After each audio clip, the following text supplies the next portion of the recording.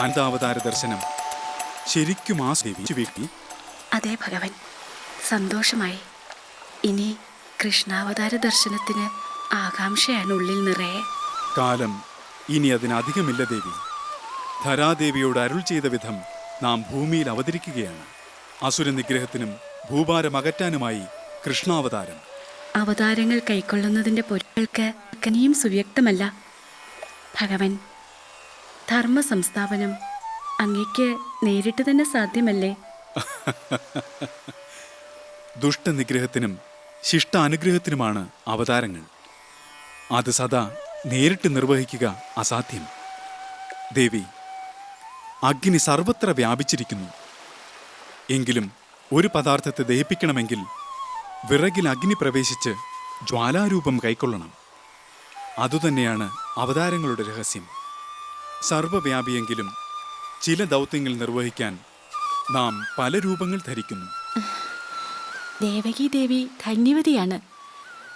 ഭഗവാനെ ഗർഭത്തിൽ പേറാനുള്ള ഭാഗ്യം സിദ്ധിച്ചവളല്ലേ?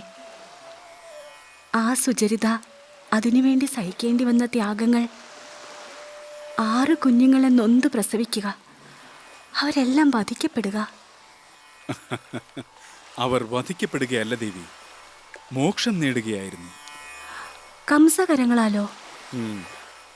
അതിന് പൂർവജന്മ സംബന്ധിയായ കാരണങ്ങളുണ്ട് ദേവി.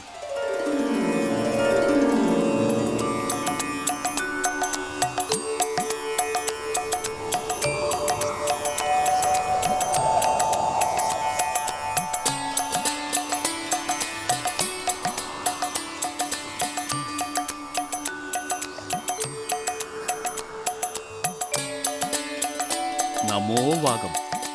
സ്വാഗതം ദേവർഷേ. സ്വാഗതം. നാരായണ നാരായണ. ഉചിതമായ കാലത്ത് തന്നെ അങ്ങ് ആഗതനായി. മഹർഷേ, നാം ദേവകീ ദേവിയിൽ പിറന്ന 6 കുഞ്ഞുങ്ങളുടെയും പൂർവകഥ പറയാൻ തുടങ്ങുകയായിരുന്നു. ഇനി ദേവിക്കത് അങ്ങ് തന്നെ വെളിപ്പെടുത്തി കൊടുത്താലും.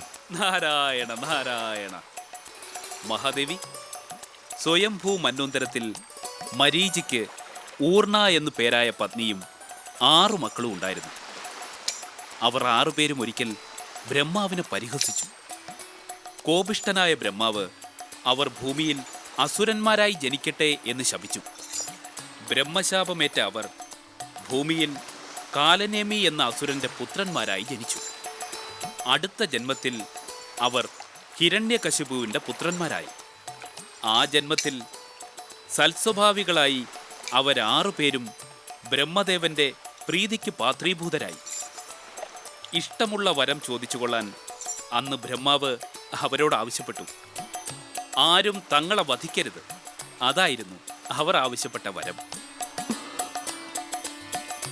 ആ വരലബ്ധി അറിഞ്ഞ് ഹിരണ്യകശിപു കോപിഷ്ഠനായി. ഷഡർഭഗർ എന്ന പേരിൽ പാതാളത്തിൽ നിപതിക്കട്ടെ തൻ്റെ മക്കളെന്ന് ഹിരണ്യകശിപു ശപിച്ചു. അത് കേട്ട് ഭയാക്രാന്തരായി 6 പേരും ശാപമോക്ഷത്തിനായി കേണപേക്ഷിച്ചു. ഹിരണ്യകശിപു അവർക്ക് ശാപമോക്ഷം നൽകി. പാതാളത്തിൽ ഷഡർഭഗരായി ദീർഘനാൾ അവർ ഉറങ്ങിക്കിടക്കും. കാലങ്ങൾക്കപ്പുറം അവരുടെ മുജ്ജന്മത്തിലെ പിതാവായ കാലനേമി ഭൂമിയിൽ കംസനായി അവതരിക്കും. അപ്പോൾ ദേവകീ ഗർഭത്തിൽ അവർ 6 പേരും ജനിക്കും. കംസൻ അവരെ നിലത്തടിച്ചു കൊല്ലും. അപ്പോൾ അവർക്ക് മോക്ഷം സിദ്ധിക്കും. മഹാദേവി, ഇതാണ് ദേവകീ ഗർഭത്തിൽ പിറന്ന 6 പുത്രന്മാരുടെയും പൂർവവൃത്താന്തം. നാരായണ നാരായണ.